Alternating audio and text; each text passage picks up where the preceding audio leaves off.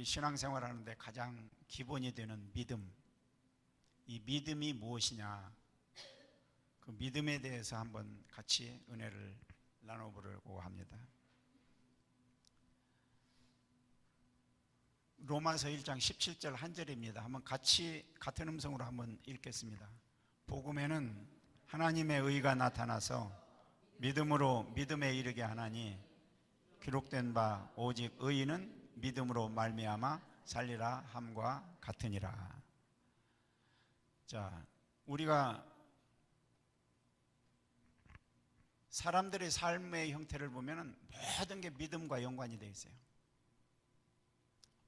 하다못해 시골에 보면은 그 장독대에다 물을 한 그릇 떠놓고 거기서 빌면서 뭐라고 소원을 얘기를 합니다. 그러면 그렇게 이루어질 줄로 알고 빌거든요. 체코에 가면은 수다프라의 가장 오래된 다리가 있어요. 이게 이제 카를교 다리라고 하는데 거기에는 성인들이 30개의 그 동상들이 이렇게 세워져 있습니다. 아름답기도 하지만 사람들이 저기 가서 소원을 빌면은 이루어진다는 그런 그 풍설 때문에 사람들이 많이 간다고 그래요. 그 이유는 1393년에 당시 왕한테 사랑을 받지 못하던 왕비가 있었는데 이 왕비의 마음이 항상 허전했어요. 그런데 어느 날 왕이 전쟁터에 나간 틈을 타서 그 나라 장군하고 연애를 하게 됩니다. 그런데 한쪽 마음으로는 양심이 꺼리는 거예요. 내가 이렇게 해서는 안 되는 건데. 그래서 신부한테 가서 자기의 죄를 고했습니다. 왕이 전쟁을 끝나고 들어왔는데 눈치를 챈 거예요. 그래서 네포무크 신부를 불러다가 묻습니다. 왕비가 무슨 짓을 했냐?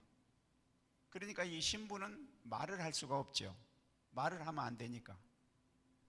그러니까 뭐 별스럽게 다구쳐도 입을 탁 다물고 있는 거죠. 그러니까 왕이 화가 나가지고 이 신부를 저 강물 속에다 집어 던져버렸어요.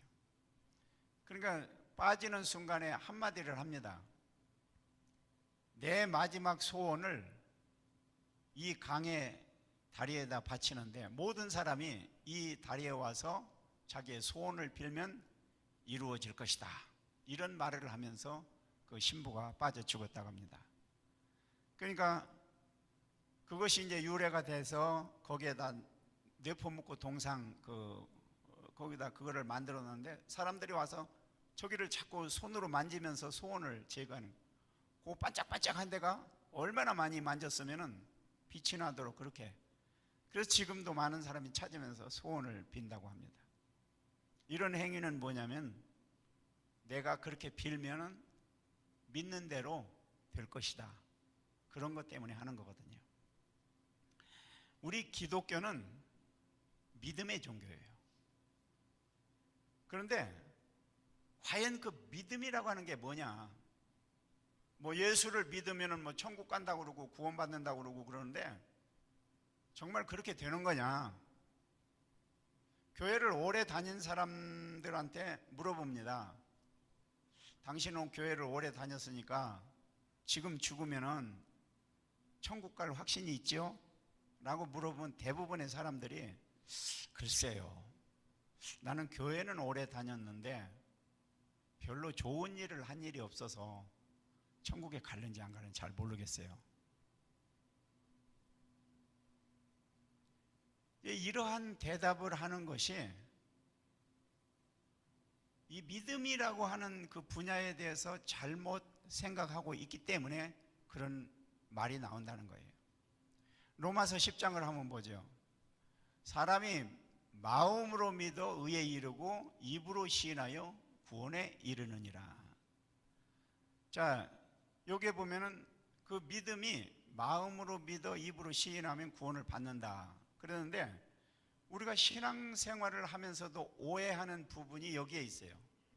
그 믿음이 뭐냐? 우리가 믿음을 그 영어 성경에서 보면은 뭐 여러 가지 단어들을 쓰는데 뭐 trust라든가 confidence라든가 또는 credit 또 believe, faith 이런 단어들을 쓰는데 그 중에서도 성경에 가장 많이 쓰는 단어가 faith라는 말을 쓰고 있죠. 예수를 믿는다. 나는 예수를 믿었으니까 구원받았다. 나는 예수를 믿었으니까 천국 간다. 나는 예수를 믿었으니까 이 사업을 할 때 분명히 축복을 받는다. 근데 당신은 예수를 안 믿었기 때문에 축복받기 힘들 것이다. 나는 예수를 믿어서 모든 것이 다 잘 된다. 너는 예수를 안 믿었으니까 그렇게 잘 될 수가 없다. 내가 병들었어도 예수를 믿었으니까 고침받을 수 있다. 근데 너는 병들었는데 왜 병을 고치려면 예수를 믿어야지. 빨리 예수 믿고 하나님 앞에 나가라. 그러면 병 고침 받는다. 이런 모든 것들이 그 믿었기 때문에 믿음으로 인해서 그 조건, 믿음이라고 하는 조건을 걸고 모든 해답을 풀어나갑니다. 그런데 이것은 믿음이라고 하는 단어를 확실히 이해를 하려고 못했을 때에 마치 그 믿음이 주문화되어 버린 거예요. 부적과 같아요. 부적. 많은 사람들이 그 속에 있는 깊은 내면을 모르고 그냥 입에서 아무렇게나 이야기를 하는 거예요. 기독교의 믿음과 세상의 믿음, 그 종교의 차이가 있는데 우리가 이 종교의 특성을 보면은 타 종교가 있어요. 타 종교는 자력 구원입니다. 그리고 우리 기독교는 타력 구원이에요. 그러니까 내가 믿어서 얻는 구원이 있고 다른 사람이 나에게 주어서 얻는 믿음이 있어요. 근데 타 종교는 내가 하나님께로 향해서 달려가는 거예요. 아니 자기가 믿는 신들, 자기가 믿는 신들을 향해서 달려가고 찾고 구하고 매달리고 하는 것이 타 종교의 특성입니다. 그런데 우리 기독교는 하나님께서 우리에게 찾아오시는 거예요. 이것을 다른 말로 말하면은 하나님이 나에게 찾아오시지 않으면은 우리는 아무것도 할 수가 없어요. 내가 하나님을 만나려고 아무리 노력을 하고 100일 금식 기도를 하고 별짓을 다 해도 하나님을 만날 수 있는 게 아니에요. 하나님이 나한테 오기 전까지는 우리는 못 만나요. 우리는 보통 생각할 때 교회에서 열심히 예배하고 성경 공부하고 기도하고 헌금 내고 이렇게 열심히만 하면은 하나님 우리에게 다 축복해 주실 것이다. 그렇게 생각을 하는데 이게 이제 잘못된 편견이라는 거죠. 기독교는 그런 게 아닙니다. 이것을 착각하면 신앙이 온전하지를 못합니다. 모세가 궁중에서 자랐지만 살인사건 때문에 들판으로 도망갔죠. 양을 치면서 40년을 지냅니다. 마음은 허전하죠. 자기가 하고 싶은 일 모든 게 다 허송세월 보낸 것처럼 다 물거품이 돼버렸어요. 그런데 어느 날 하나님께서 모세 곁에 있는 떨기나무 가운데에 찾아가셔요. 떨기나무가 불이 확 붙는데 나무는 타지 않고 불만 붙어. 하도 신기해서 모세가 가까이 갑니다. 가까이 가니까 음성이 거기 들려지는데 모세야 가까이 오지 말아라. 네 신발을 벗어서 이곳은 거룩한 곳이니라. 그 음성이 들리는데 이 모세는 깜짝 놀라는 거죠. 그 음성 속에 사로잡혀 버려요.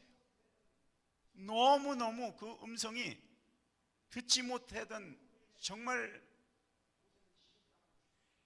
그 음성으로 인해서 모세는 식은땀을 쫙 흘리면서 와, 저분이 누구길래 저런 음성이 들릴까? 이제까지 모세는 하나님을 믿는다고 했지만 전혀 하나님을 만나본 일이 없어요. 그러다가 오늘 양을 치다가 떨기나무 가운데 찾아오신 하나님을 만나게 됩니다.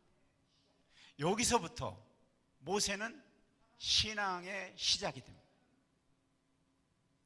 하나님이 찾아오시기 전까지는 모세는 아무것도 못했어요. 궁중에서 무술도 배우고 학문도 배우고 여러 가지 다 익숙하게 했지만 자기 동족을 살리려고 힘도 써봤지만 아무것도 할 수가 없었어요. 그런데 하나님이 모세를 찾아오고부터 거기서부터 모세는 새로운 하나님의 일을 하게 됩니다. 우리가 신약에 보면은 바울이 나오죠. 바울은 정말 하나님을 향해서 얼마나 열렬했던 사람인지 몰라요. 그가 배운 학문이나 혈통이나 뭐 이런 걸 볼 때 정말 바울처럼 똑똑한 사람이 없었습니다. 그러니까 바울은 오직 하나님의 일이라면 발벗고 나서서 예수 믿는 사람들 건방지게 하나님을 모독하는 행위를 하고 있어 이러면서 잡아다가 대제사장한테 데려다주고, 그 오늘날도 다메섹으로 향하러 갈 때 대제사장의 그 임명장을 받고 예수 믿는 사람 모조리 잡아다가 주려고 가잖아요. 그때 하나님께서 나타납니다. 강한 빛이 쫙 쪼이면서 사울아 사울아, 예, 당신은 누구십니까? 나는 내가 핍박하는 예수다. 너무 놀랐죠. 아니, 십자가에 달려서 분명히 죽었는데 그 예수가 지금도 살아있단 말이야. 너무 충격을 받았어요. 그런데 예수님이 바울을 찾아오고부터 진짜 하나님의 일이 시작이 됩니다. 과거적에 바울이 열심을 내가지고 했던 일은 오히려 하나님 앞에 죄 짓는 행위만 했지 하나님의 일이 아니었어요. 그래서 중요한 핵심은 뭐냐면 하나님이 먼저 우리에게 찾아오셔야 된다는 거예요. 하나님이 찾아오시기 전까지는 우리는 아무것도 할 수 없는 그런 존재들입니다. 이것은 마치 물에 빠진 사람이 헤엄을 못 쳐가지고 막 죽어가는데 누군가가 건져주면 살아날 수 있는데 자기 힘으로는 도저히 못 나오는 거예요. 그래서 우리의 모든 행동 속에 일어나니 나 자신 스스로는 하나님을 만날 수도 없고 하나님을 믿을 수도 없고 하나님의 일을 할 수도 없습니다. 여기서부터 믿음이 시작되는 거예요. 나로부터 시작된 믿음은 믿음이 아닙니다. 오늘 본문에 나오는 말씀을 다시 한번 보면은 복음에는 하나님의 의가 나타나서 믿음으로 믿음에 이르게 하나니 기록된 바 오직 의는 믿음으로 말미암아 살리라. 여기에 말씀을 보면은 믿음이라고 하는 단어가 2번 나오죠. 2번. 거기에 나오는 말씀이 믿음으로 믿음에 이르게 한다. 왜 2번을 썼을까? 앞에 믿음과 뒤에 믿음은 다릅니다. 전혀. 어떻게 다르냐? 처음에 나오는 믿음은 하나님께서 우리에게 찾아와서 우리에게 믿음의 문을 열도록 해주시는 하나님의 타치하는 믿음. 그 다음 2번째 나오는 믿음은 내가 하나님을 만나고 나서 내가 저 하나님을 믿어야 되겠구나 하고 내 마음 문을 열고 내가 결단하는 믿음입니다. 이 둘이 합쳐야만 신앙은 시작이 됩니다. 예를 들어서 자, 전기가 있어요. 전기. 발전소로부터 집에까지 전기가 연결이 되는데 지금 선이 끊어지면은 전기 불이 안 들어오죠. 근데 저 선이 연결이 다 됐을 때 우리가 이사 가면은 전기회사에 신청을 해서 전기 좀 넣어달라고 그러면 전기 들어갔습니다. 근데 전기가 들어왔는데 불은 왜 환하게 켜지지 않습니까? 그 환하게 켤 수 있는 것은 내가 켜야 되는 거예요. 스위치를 내가. 발전소부터 집에까지 연결된 것은 이미 다 설치가 됐어. 하나님께서 우리에게 찾아와서 믿음을 가질 수 있도록 해 주셨어. 그 내용과 똑같아요. 그래서 그 끊어진 부분이 연결이 되고 그 다음에 스위치를 눌러서 온으로 할 때 비로소 착 불이 들어요. 이건 내 결단에 의해서 불이 들어오고 순서가 바뀌어질 수가 없어요. 우리 복음 성가에도 그 믿음에 대한 성가가 있어요. 세상은 들리고 사람들은 변하여도 나는 주를 섬기리. 주님의 사랑은 영원히 변하지 않네. 나는 주를 신뢰해. 오직 믿음으로 내가 살리라. 오직 의인은 믿음으로 말미암아 살리라. 이 대단한 믿음으로 사는 거예요. 믿음으로. 하나님께서 찾아오는 것이 중요한 믿음의 시작입니다. 그러면 왜 하나님이 누구는 찾아가고 누구는 찾아가지 않느냐 이렇게 질문을 합니다. 이게 성경에서 나오는 선택이에요. 선택. 신명기를 한번 보죠. 너는 여호와 내 하나님의 성민이라. 내 하나님 여호와께서 지상 만민들 중에서 너를 자기 기업의 백성으로 택하셨나니 여호와께서 너희를 기뻐하시고 너희를 택하신 것은 너희가 다른 민족보다 수요가 많은 연고가 아니니라. 너희는 모든 민족 중에 가장 적으니라. 여호와께서 다만 너희를 사랑하심을 인하여서 또는 너희 열조에게 하신 맹세를 지키려 하심을 인하여서 자기의 권능의 손으로 너희를 인도하여 내시되 너희를 그 종 되었던 집에서 애굽 왕 바로의 손에서 속량하셨나니 그런즉 너는 알라. 오직 내 하나님 여호와는 하나님이시오 신실하신 하나님이시라. 그를 사랑하고 그 계명을 지키는 자에게는 천대까지 언약을 이행하시며 인애를 베푸시되 그를 미워하는 자에게는 당장 보응하시며 멸하시나니 여호와는 자기를 미워하는 자에게 지체하지 아니하시고 당장에 그에게 보응하시느니라. 자, 이 말씀을 보면은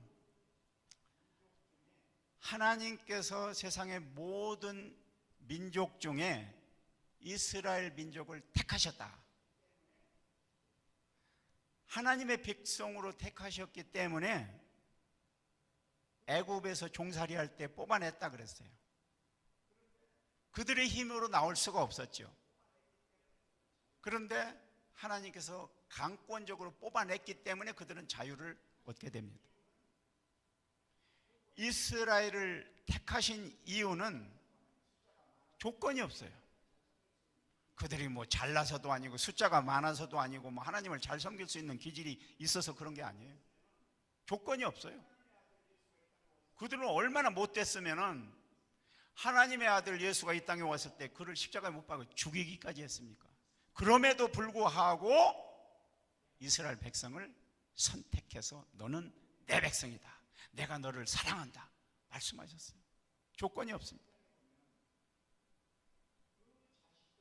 로마서 9장에 보면은 그 자식들이 아직 나지도 아니하고 무슨 선이나 악을 행하지 아니한 때에 택하심을 따라 되는 하나님의 뜻을 행위로 말미암아 앉지 않고 오직 부르시는 이에게로 말미암아 서게 하려 하사 리브가에게 이르시되 큰 자가 어린 자를 섬기리라 하셨나니 기록된 바 내가 야곱은 사랑하고 에서는 미워하였다 하신 것 같으니라. 이삭에게는 두 아들이 있는데 큰 아들은 에서, 작은 아들은 야곱. 근데 원래 이스라엘 사회가 장자 중심 사회거든요. 그러니까 모든 것이 권한이 장자에게 있어요. 축복도 장자에게 다 많이 줍니다. 그런데 하나님은 이 장자 에서가 아니라 두 번째인 야곱을 택하셨어요. 왜 택했냐? 우리는 말을 못해요. 하나님이 하신 거예요. 하나님의 주권이에요. 이것을 이제 많은 사람들이 누구는 택해서 막 구원받게 하고 누구는 버려가지고 구원도 못 받게 하고 불공평한 하나님이다, 그런 얘기를 할 수가 있어요. 그런데 이거는 신학적인 문제가 되기 때문에 여기서 길게 말을 못합니다. 신학교에서도 깊게 그 과목을 가지고 연구를 하고 배워야 돼요. 로마서 8장에 보면은 누가 능히 하나님의 택하신 자들을 송사하리요 의롭다 하신 이는 하나님이시니 누가 정죄하리요. 죽으실 뿐 아니라 다시 살아나신 이는 그리스도 예수 그리스도니 그는 하나님 우편에 계신 자요 우리를 위하여 간구하시는 자니라. 일단 하나님이 택했으면은 어느 누구도 손 못 대요. 그 특권, 이 세상의 절대적인 주권자가 너는 내 것이라고 딱 붙잡았으면 거기서 끝나는 거예요. 그 사람은 완전히 하나님께서 다시 놓지 않는 한 하나님의 특권 속에 살아갈 수밖에 없어요. 대단한 거죠. 로마서 3장을 다시 한번 보죠. 그러므로 율법의 행위로 그 앞에 의롭다 하심을 얻을 육체가 없나니 율법으로는 죄를 깨달음이니라. 그런즉 자랑할 데가 어디 있느냐, 있을 수가 없느니라. 무슨 법으로냐, 행위로냐, 아니라 오직 믿음의 법으로니라. 그러므로 사람이 의롭다 하심을 얻은 율법의 행위에 있지 않고 율법으로 되는 줄로 믿음으로 되는 줄을 우리가 인정하노라. 믿음으로 된다. 여기서 보면 율법의 행위라는 말이 나오죠. 율법은 어디서 나온 거예요? 하나님이 주셨잖아요. 하나님이 왜 그걸 줬어요? 우리 인간은 하나님이 누군지를 몰라. 그러니까 하나님이 우리에게 찾아오셔서 율법을 주시면서 설명을 해줘요. 나라는 하나님은 이러이러한 사람이다. 자기를 알게 하기 위해서 자기를 소개해주는 내용이 율법이에요. 그거를 신학적인 용어로 계시라고 합니다. 기독교는 계시의 종교예요. 이 성경 말씀은 하나님의 계시의 말씀입니다. 출애굽기 3장을 다시 보죠. 모세가 하나님께 고하되 백성들이 내게 묻기를 그의 이름이 무엇이냐 하리니 내가 무엇이라고 그들에게 말하리까? 하나님이 모세에게 이르시되 나는 스스로 있는 자니라. 또 이르시되 너는 이스라엘 자손에게 이같이 이르기를 스스로 있는 자가 나를 너희에게 보내셨다 하라. 하나님이 또 모세에게 이르시되 너는 이스라엘 자손에게 이같이 이르기를 나를 너희에게 보내신 이는 너의 조상의 하나님 곧 아브라함의 하나님, 이삭의 하나님, 야곱의 하나님 여호와라 하라. 이는 나의 영원한 이름이요 대대로 기억할 표훈이라. 모세도 하나님이 누군지를 몰랐어요. 그런데 하나님이 가르쳐 줍니다. 차츰차츰 하나하나. 하나님께서 나는 이러이러한 사람이다. 하나님께서 인간들에게 자기 자신을 그 깊은 내용을 알려주시려고 우리에게 찾아오셔서 율법을 주셨어요. 근데 그 찾아오실 때 강권적으로 오신 게 아니라 인격적으로 오셨어요. 하나님의 온전한 인격. 하나님께서 강권적으로 하셨다면 내가 이거 율법을 너한테 주는데 나는 이 우주의 통치자다. 그러니까 너희는 이 율법대로 행해라. 순종하지 않으면 넌 죽어. 이렇게 했을 건데 그렇게 안 했어요. 하나님이 선악과를 만들어 놓고 다른 것은 다 먹어도 좋지만 이것만은 먹으면 안 돼. 사람들이 무슨 말을 하냐면 아이고 하나님도 참 쫄려래. 그거 안 만들었으면 모든 사람이 다 천국 가고 다 행복하게 살았을 건데 왜 저걸 하필 만들어 놨어? 이런 얘기를 했죠. 그런데 그 선악과라고 하는 것은 하나님을 알게 하는 수단으로 만든 거예요. 세상에 있는 건 다 먹어도 좋지만 이것만은 먹지 말아라. 그래서 아담이 그 선악과를 볼 때마다 저거는 먹어서 안 되구나. 이 생각보다는 저거는 하나님이 계시다는 것을 가르쳐 주는 거구나. 하나님의 존재성, 하나님이 지금 나를 보고 계시고 통치하시고 인도하시는 모든 그분, 그거를 볼 때마다 생각나게 하는 거예요. 아담이 그 선악과를 따먹으려고 이렇게 할 때 하나님의 손목을 막 확 비틀어가지고 이 자식 먹지 말라니까 또 먹으려고 그러고, 하나님이 그렇게 안 했거든요. 따먹고 안 따먹는 것은 아담의 자유예요. 자유롭게 했어요. 그러니까 하나님이 인격적으로 이 땅 위에 인간을 찾아오신 것처럼 인간들에게도 인격적으로 대해서 너도 인격 안에서 살아라. 그러니까 하나님을 향한 마음이 인격 안에서 이루어져야지 인격 밖에서 이루어지면 안 되는 거예요. 온전한 인격으로 신앙이 구성된 사람은 나쁜 짓 못합니다. 불의하게 안 살아갑니다. 이거를 벗어나서 그렇지. 그래서 우리는 하나님이 인격적인 하나님인 것을 알아야 돼요. 지성과 감성과 의지. 첫째, 신앙생활할 때 우리는 지성, 하나님이 어떤 분인가를 알아야죠. 알아야 되기 때문에 성경을 자꾸 읽는 거예요. 그분이 이런 분이구나. 알지를 못하면은 그분을 신뢰할 수가 없으니까. 그리고 나서 감성이 오는데 대개 사람들이 성경을 읽다가 까무러칩니다. 와, 이런 말씀. 제 친구 가운데 하나가요, 내가 그렇게 예수 믿으라고 해도 예수를 안 믿더니 이 사람이 싸움을 하다가 두드려 맞고 구치소에 갔는데, 구치소에 가면은 아침에 책을 이렇게 던져준대요. 그러니까 아무나 하루 종일 아무것도 안 하니까 그 책을 가지고 이제 책을 읽고 있는데, 그러면 책을 던져주면 볼 때처럼 그 책을 들어서 읽는데,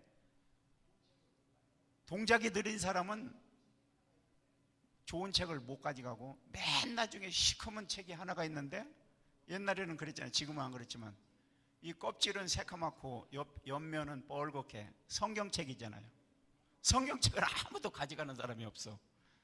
그래서 자기가 이게 뭔가 하고 열어봤더니 뭐 하나님이 가라사대 뭐 이래. 아이고 이게 뭔 일이야. 그 다음 날도 또 책을 던져주는데 또 동작이 느려서 못 가졌어. 그래서 이 까만 것만 남았는데 저거라도 한번 내가 읽어봐야지. 그리고서 다 하나님께서 뭐 세상을 창조하시되 뭐 하고 하나님 보시기에 좋았더라. 아이고 지가 만들어 놓고 지가 좋다고. 그러니까 귀에서 빵 하면서 소리가 들리는데, 야 이놈아 네가 뭘 안다고 건방진 소리를 해. 또 이렇게 뭐 아브라함이 이삭을 낳고 이삭이 야곱을 낳고 막 신약에서 쭉 낳고 뭐 이렇게 사람 낳는 것만 이렇게 자꾸 얘기해. 귀에서 팡 소리가 나면서 그냥 건방진 생각하지 말아라. 내가 이 세상의 역사를 이루었노라. 성경을 읽을 때마다 귀에서 해석을 해주는 거예요. 해석을. 아무리 돌아봐도 아무도 없는데 분명히 자기에게는 뭐 엄청난 큰 소리로 막. 이게 하나님께서 깨우쳐줘요. 깨우쳐 주시는 거예요. 그러니까 거기서 막 자기가 녹아나는 거죠. 막. 앉은 자리에서 그걸 다 성경을 다 읽어요. 그러고부터 와, 이런 하나님, 내가 왜 진작 못 믿었나? 진작 믿었을 거예요. 이렇게 감사하신 하나님을 내가 왜 외면했을까? 감동이 일어나고 눈물이 나고 막 회개가 나고 감성적으로 터져나가는 거야. 터져나가. 일부러 강제적으로 믿으라고 했으면 안 했는데 자기가 느끼고 나니까 아니더라는 거죠. 그러면서 의지가 발동하는데, 아, 내가 하나님을 믿어야 되겠구나, 열심히 교회 가서 봉사해야 되겠구나, 성경 말씀을 자주 봐야 되겠구나. 의지가, 내가 의지하는, 결단을 하는 거죠. 의지력으로. 여기서부터 믿음이 시작되는 겁니다. 하나님이 나를 불러서 택하셨기 때문에 모든 것이 다 하나님께서 해주시는 것처럼 생각하면 안 돼요. 하나님이 나를 뭐 이렇게 만드시고 뭐 이렇게 무릎도 주시고 다, 내가 혹시 죄를 져도 하나님은 못 짓게 딱 막고서 계실 것이다. 아니에요. 내 의지가 거기서 반드시 따라가야 돼요. 그래서 이 율법을 가지고 행위를 할 때 뭐 불쌍한 사람 도와주고 뭐 어디 지진이 일어난데 뭐 구제해서 돈을 주고, 하나님께서 볼 때는 물론 잘하는 일이죠. 그렇지만 그것 때문에 의롭다 그 말은 안 합니다. 너 착한 일은 했는데 의로운 건 아니에요. 행위를 가지고 하나님께서는 의라고 얘기하지 않습니다. 이 말이 의롭다, 구원을 받았다, 이 두 가지 단어가 있잖아요.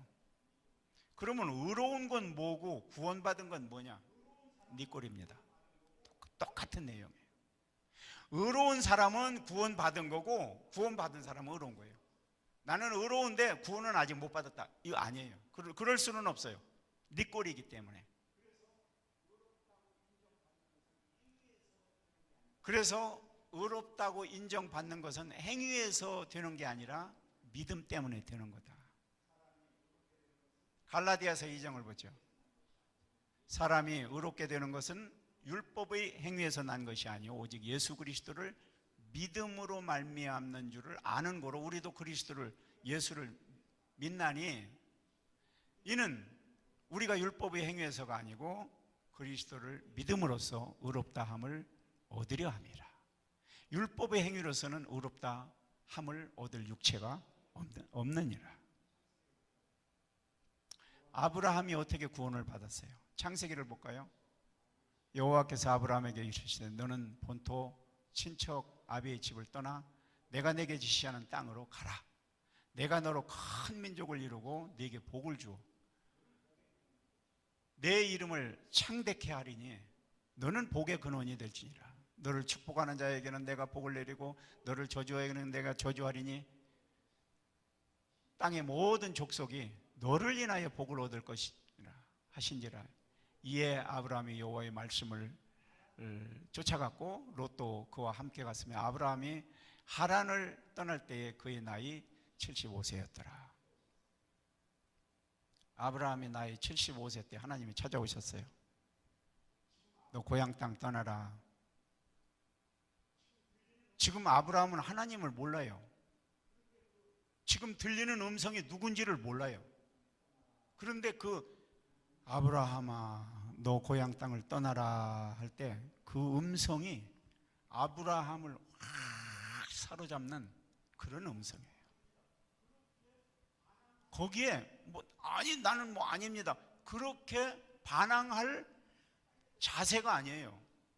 완전히 그 안에 그냥 꽉 빨려 들어가는 그 음성 속에 녹아나는 아브라함이 그걸 느껴요.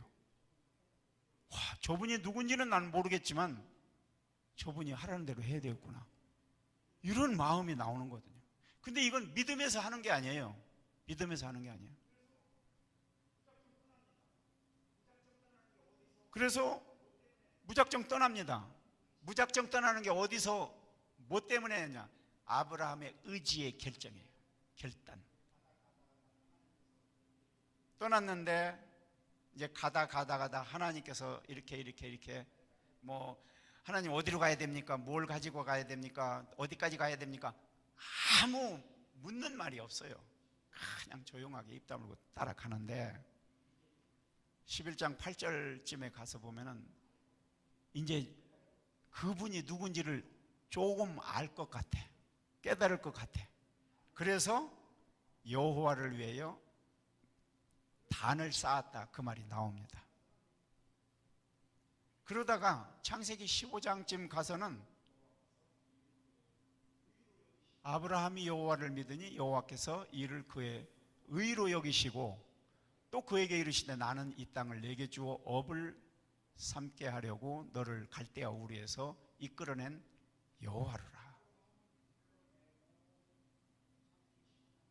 아브라함을 불러내고 창세기 15장까지 올 때 9년 정도가 지났어요. 그때 비로소 이제 하나님이 아브라함을 가만히 보니까 믿음이 상당히 큰 것 같아. 그래서 약속을 하죠. 약속을. 내가 네게 자손을 주겠다. 많이 주겠다. 그래서 새를 반절을 쪼개가지고 하나님께서 그 사이로 지나가시면서 약속을 해요. 그렇게 자녀가 창대한 축복을 받고 태어날 것이라고 하는 것을 약속을 지키기 위해서. 하나님께서 이 쪼갠 사이로 지나는 거는 만약에 너나 나나 약속을 지키지 않으면은 이 쪼갠 새처럼 너희 몸도 반조각 쫙 잘라서 죽이겠다는 거죠. 약속 안 지키면 죽이겠다는 거예요. 그러면 아브라함이 그렇게 하자고 약속 처음에 제의를 했나요? 안 했죠. 하나님께서 일방적으로 한 거예요. 아브라함이 하나님에 대한 어떠한 제의도 없었어요. 그런데 하나님은 반드시 내가 지키겠다라고 확인을 시켜주는 거죠, 아브라함에게. 그런데 또 날이 가도 자식은 안 생기고 그러니까 와이프가 또 엉뚱한 소리를 하잖아요. 아이고, 종 하갈한테 들어가서 애를 낳지 지금 멍청하게 그렇게 있느냐고 막. 그래가지고 아브라함이 그 말 듣고 하갈하고 동침했다가 이스마엘을 낳았잖아요. 그러니까 하나님이 찾아오셔. 얘야, 그거 아니다. 네 방법으로 하는 건 나하고 너하고 약속한 게 아니야. 반드시 내 아내에게서 난 자라야만 약속의 자녀로 나오는 거야. 그러니까 약속한 것이 21장에 가서 드디어 이루어지면서 이삭이 태어나죠. 그리고 22장에 가서는 그 아들을 번제로 바쳐라. 황당합니다. 겨우 늦둥이 얼마나 애지중지 키웠는데 이 아이를 하나님한테 바치라니, 말도 안 되는 소리. 반항하지 않았어요. 가야 될 날에 새벽같이 일어나서 이삭을 데리고 장작짐을 지고 산으로 올라갑니다. 그러면서 아버지가 대답하잖아요. 이 모든 일은 하나님께서 준비해 놓으신 거다. 걱정 말고 올라. 창세기 22장에 보니까 사자가 가라사대 그 아이에게 손을 대지 말라. 아무 일도 그에게 하지 말라. 내가 내 아들 내 독자라도 내게 아끼지 아니하였으니 내가 이제야 내가 하나님을 경외하는 줄을 아노라. 하나님을 경외하는 자세가 확실하다는 것을 이제야 알 수 있겠다는 거예요. 판사가 판결을 땅땅땅 내리는 것 같아요. 이제 됐어. 이제 내 믿음이 어느 정도 컸는지 내가 알겠어. 아브라함이 처음에는 믿음이 없다가 차츰 믿음이 자라가지고서 성숙한 믿음까지 되고 나서 인정을 받는 거예요. 이렇게 아브라함도 어떤 선한 행동을 했기 때문에 인정받은 게 아니라 믿음 때문에 인정을 받았어요. 다시 말하면 믿음 자체가 구원의 능력이고 믿음을 통해서 하나님의 자녀가 되는 권세가 있는 겁니다. 히브리서 11장에 믿음은 바라는 것들의 실상이요 보지 못하는 것들의 증거니 믿음으로 모든 세계가 하나님의 말씀으로 지어진 줄을 우리가 아나니 보이는 것은 나타난 것으로 말미암아 된 것이 아니니라. 믿음이라는 것은 눈에 안 보여요. 그런데 약속된 증거가 있어요.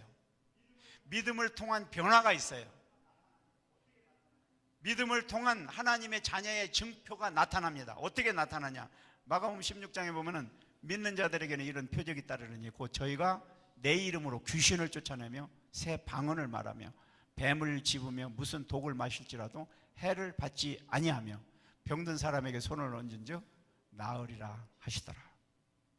자, 이게 증표입니다. 믿는 자에게 증표입니다. 하나님의 자녀에게 주신 특권이죠. 그래서 성경 맨 마지막 계시록에 가서는 저희에게 이르시되 땅에 풀이나 푸른 것이나 각종 수목은 해하지 말고 오직 이마에 하나님의 입맞지 아니한 사람들만 해하라 하시더라. 나중에 7년 대환란이 일어날 때에 입맞지 아니한 사람을 해하고 입맞은 사람은 건들지 마라. 하나님의 자녀는 손대지 말라 그 말이죠. 믿음으로 산 사람들에게는 분명히 하나님께서 경계선을 딱 쳐놨어요. 이 경계선을 어느 누구도 넘어오지 못합니다. 하나님이 이 경계선을 주장합니다. 그 경계선은 강력한 방법으로 하나님이 끝까지 지키십니다. 그래서 하나님의 자녀로 된 이상 우리는 다시 넘어갈 수 없어요. 쓰러질 수 없어요. 이 소망 때문에 우리는 믿음을 지키고 살아가는 겁니다. 순교까지 할 수 있는 정신이 바로 거기서 나오는 겁니다.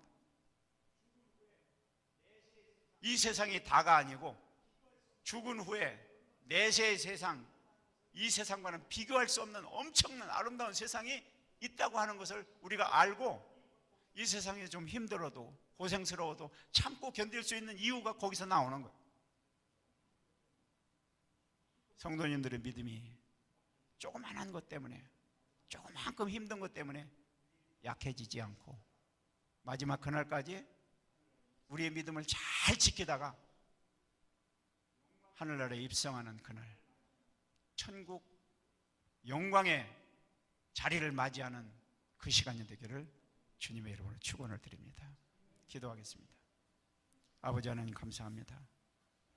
우리가 무엇이 간데 주님께서는 우리를 사랑하셔서 하나님의 자녀로 삼아주시고 주님의 나라까지 약속해 주셨습니까?